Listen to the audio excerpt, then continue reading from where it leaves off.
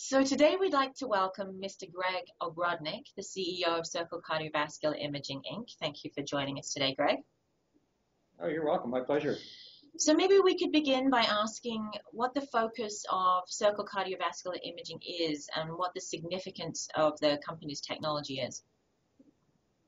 Yeah. So Circle Cardiovascular Imaging was created and formed in 2007, and the idea was to create a post-processing software which would be compatible with all MRI scanners and CT scanners, with the goal of actually helping physicians make better diagnosis of their cardiovascular patients, and ultimately to make their day a little bit easier and to get them home a little earlier to their wives every night. Sounds like a great technology. So Circle Cardiovascular recently won BioAlberta Company of the Year award. This award is presented to a company that has shown significant achievement within the marketplace and Alberta businesses. So can you provide us with some of the company's highlights or milestone achievements for 2012 that supported you winning this award? And were there any funding mechanisms such as MPDP program that were instrumental in moving the company's technology to that next stage? Certainly. So when we started the company, we had sort of set a number of goals for us, which would be kind of guide us in the early years and actually in the later years as well. And so the first goal that we had as a company was really to create the best software on the market. And really, we say, well, what does the best software on the market actually mean? Well, to us, it means that it's the most comprehensive, it's the most user-friendly, it's one that has that's can be integrated into hospital systems, and one that people can actually afford and use in an easy manner.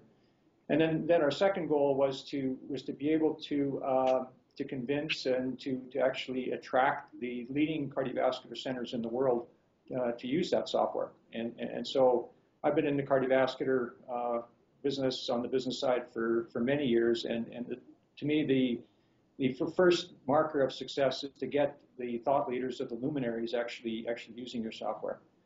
And then on the business side, or on the financial side, the goal that we had was to obviously generate sales, but to be actually every year that the company's in existence, we wanted to double sales every year, and so that was a goal that we set for ourselves. And ultimately, as a startup company, we were raising capital from outside investors, and so we needed to create shareholder value. And in order to create shareholder value, you obviously want to have a large number of sites that are using your software. You want to have revenue that's growing. You want to have intellectual property, which becomes attractive, and ultimately you want to be known in the industry, and ultimately maybe somebody comes along in the out years and offers you a lot of money for your company. And so those are the things that we started out to do. And I think in the very short existence of Circle, we've been successful on all of those fronts.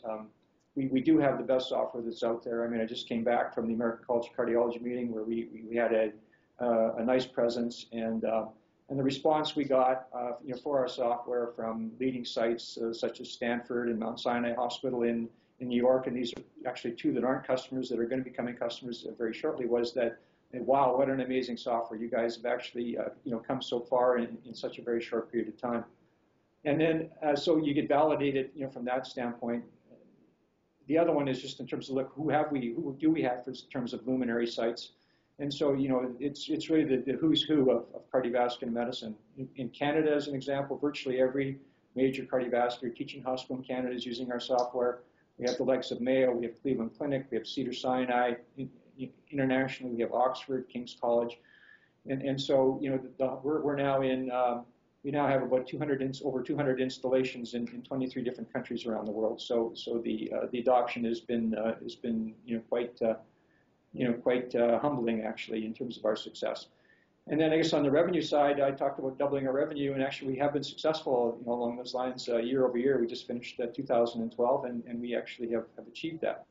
So now as it relates to to some of the help that we've got as a company, And through BioAlberta and the MPDP program, we've been partnering with you on a couple of issues. We're working on a new one now, but the first one was actually pretty instrumental, and it was really working on the connectivity side of our software.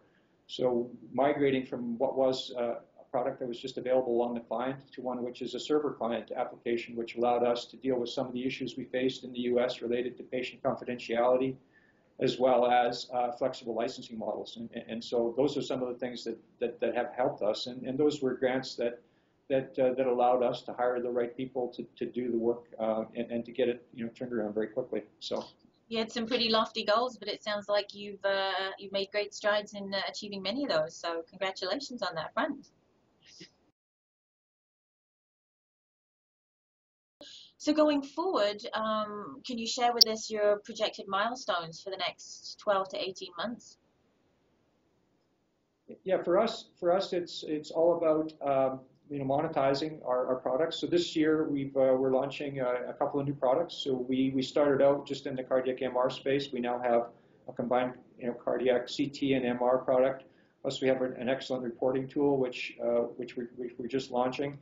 And so our challenges is basically to monetize the great technologies that's been created by our technology team, and then from there, as we look forward, we look to new areas of cardiovascular imaging and some of the new things that are happening. And as you may know, in cardiovascular medicine, it moves very fast. There's a lot of things. There's a lot of moving parts. And particularly in the area of device therapy, there's a lot of new devices which are taking over from some of the drug therapies. And with medical device therapies comes the need for better imaging techniques to actually make sure that the medical device implementations or applications are actually efficient and effective. And so some of this are things we're looking forward to is trying to understand some of those new technologies and how our products can actually enable some of those new medical devices. And so those are some of the things we're thinking about over the next 12 to 18 months. Lots to keep you busy. So last question. The life sciences industry, both provincially, globally, nationally, has changed quite a bit. So could you describe from your perspective, how you see the life sciences industry or how you've seen it over the last 5 to 10 years, and where would you like to see the industry in the next 5 to 10 years or so? Well, I think in Alberta, there's a small but effective life sciences industry. I think over the last 5 to 10 years, I think there's been a lot of startups. There's been some success. I think one of the things that I think is really important for the ongoing growth of the industry is I think we do need to have some companies that become world leaders in their particular areas. I think we need some wins, which I think will help a lot in terms of attracting investment, attracting people, attracting just growth in the industry in general. So I think definitely there's I think on the pharmaceutical and biotech side, there's been some activity, and I think maybe some partial wins and some failures. On the medical device side, I think probably the same. But I see that there's a really good future just based on people pulling together,